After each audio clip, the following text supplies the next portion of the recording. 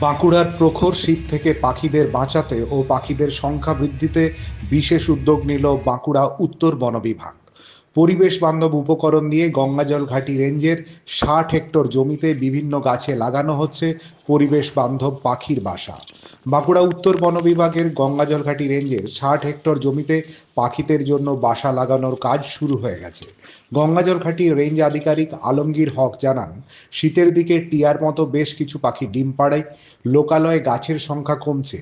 লোকালয় থেকে একটু দূরে কোলাহলমুক্ত জায়গায় এই বাসাগুলি লাগানো হচ্ছে। শীতের দিকে তাদের ভালো বাসস্থান দিতে পারলে পাখিদের সংখ্যা বাড়বে। প্রায় ৫০০ বাসা লাগানোর পরিকল্পনা রয়েছে। গঙ্গাজল ঘাটি রেঞ্জের মানকানালি জঙ্গলে ইতিমধ্যেই ১০০ বাসা লাগানো হয়েছে। গঙ্গাজল ঘাটির রেঞ্জ আধিকারিক জানান, মাটির হাঁড়িতে ফুটো করা হয়েছে। মানুষের স্পর্শের গন্ধ আটকাতে তাতে আবার মাটির প্রলেপ, বিভিন্ন শুকনো গাছের পাতা, ঘাস রাখা হয়েছে। শালপিয়ালের গাছকেই বিশেষ করে ব্যবহার করা হচ্ছে এই বাসাগুলি লাগানোর জন্য। বাঁকুড়া উত্তর বন বিভাগের ডিএফও শেখ জে ফরিদ বলেন, বনরক্ষী বাহিনীর লোকেরাই এই বাসাগুলি দেখভাল করবেন। নির্দিষ্ট সময় অন্তর পরিদর্শন হবে। ৩-৪ মাস পরে এর ফলাফল আমরা বুঝতে পারব। তারপর বন বিভাগের অন্যান্য রেঞ্জেও এই উদ্যোগ নেওয়া হবে। শীতে বাঁকুড়ার অনেক পারিযায়ী পাখি আসে, তাদেরও সুবিধে হবে।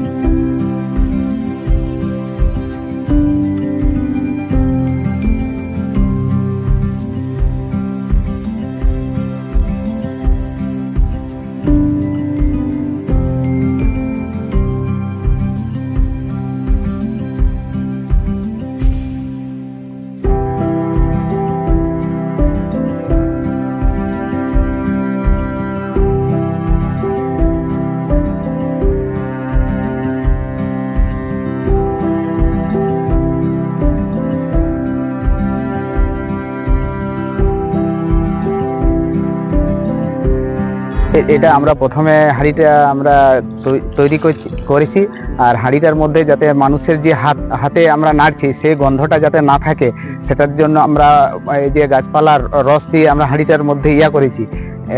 এবং পাখিরা যাতে বাসা করতে, তার মধ্যে ওই পাতা, তারপর ওই যে ঘাস ঢুকিয়ে যাতে পাখিরা ঠিকভাবে বসবাস করতে পারে এবং ওখানে বসবাস করে ঠিক বাচ্চা এবং ডিম পাড়তে পারে।